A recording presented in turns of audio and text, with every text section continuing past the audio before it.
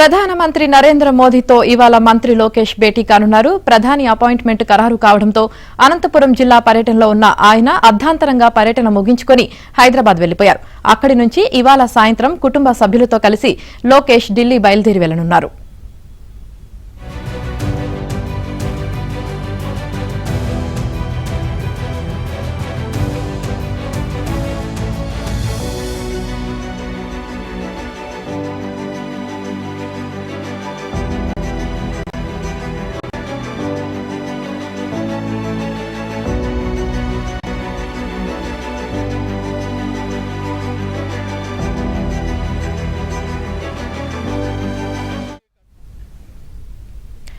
ఏపీలో కూటమి ప్రభుత్వం ఏర్పడిన తర్వాత నారా లోకేష్ ప్రధాని మోదీతో సమావేశం కాలేదు.